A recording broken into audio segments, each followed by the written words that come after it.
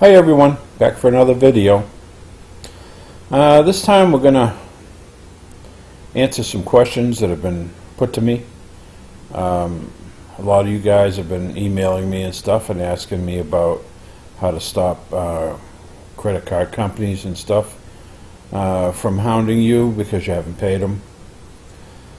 And also people have been talking about accepted for value.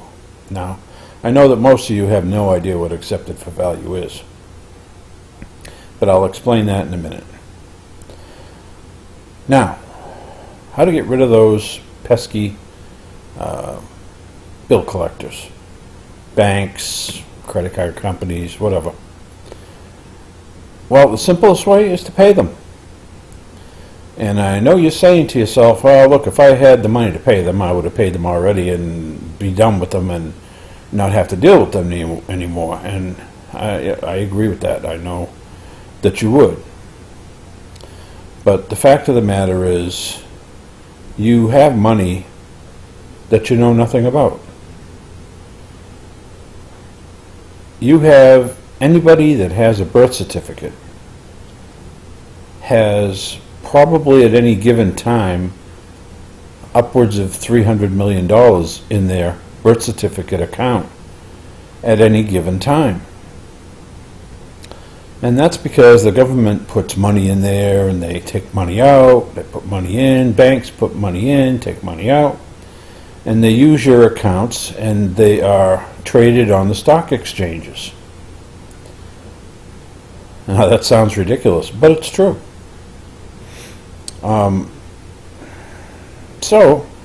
The best way to take care of these debts is to actually just pay them.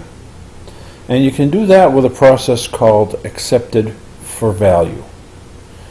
Now, the details of which, if you are interested in how to do this, you can email me, and in the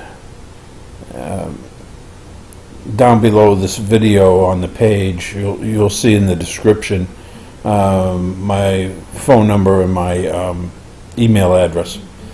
You can just email me and I'll just send you out the documentation to explain how this is actually done. But basically what you do is you take the bill, you ask the company that you owe money to for a payoff balance, and they send you a bill, a final bill with the total payoff balance on it. Now you do what's called a banker's acceptance.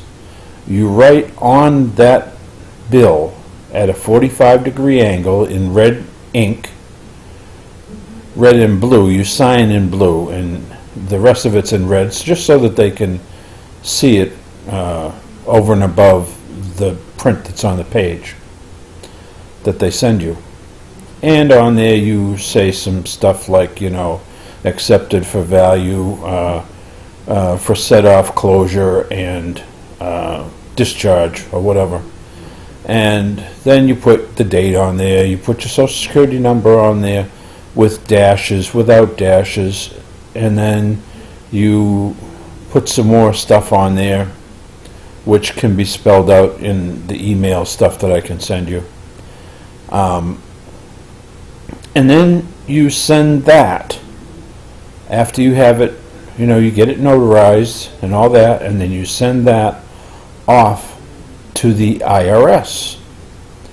Now, believe it or not, the IRS is your friend.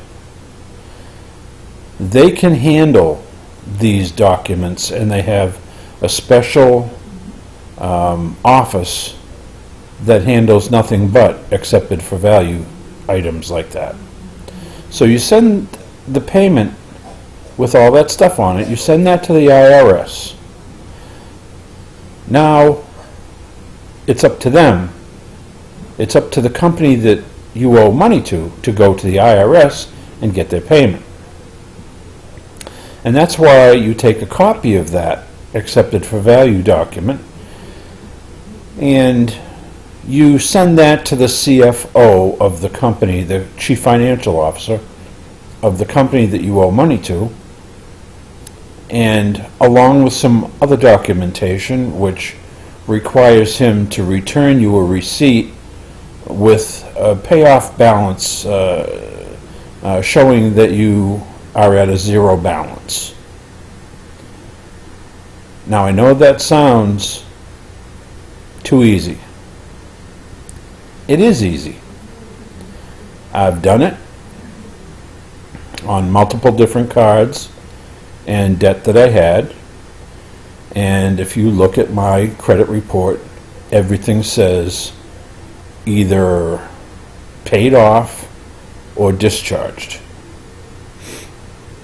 No bad credit on there whatsoever. And the same thing can happen with you. And that even if you're in a foreclosure, you can do the same thing. But a foreclosure, once you started your foreclosure process, you gotta move quickly. But you can be proactive. You can send these documents and pay off your mortgage ahead of time and accept it for value, and then end up with your house free and clear. So these things can be done. It's going to take a little bit of research on your part. If you want to know how to do this, I'll be glad to send you some documentation that will explain it to you. And if you need to ask questions, you can just either call me or Skype me or email me, and I'll be glad to set you onto the right track. And as far as the debt collectors are concerned, if you've already done your copyright notice that some of my previous videos have explained about, you can use that copyright notice and fax that to these companies and tell them that they violated your copyright, and if they don't cease and desist, that you'll go ahead and you'll file charges against them and take them to court for copyright violation, and put a lien on their company, and so forth and so on. And bingo, they will leave you alone and stop calling you. And that's a pretty simple thing to do too. You send them a debt validation letter, and I have a zing bang one that works wonders, and you're more than welcome to it. You just have to email me for it, and I'll give it to you. And between the debt validation letter and the copyright notice that you copyrighted your name with, they will cease and desist and leave you alone. So if you have any questions, go ahead and email me, or you can Skype me. I'm putting my Skype thing on there.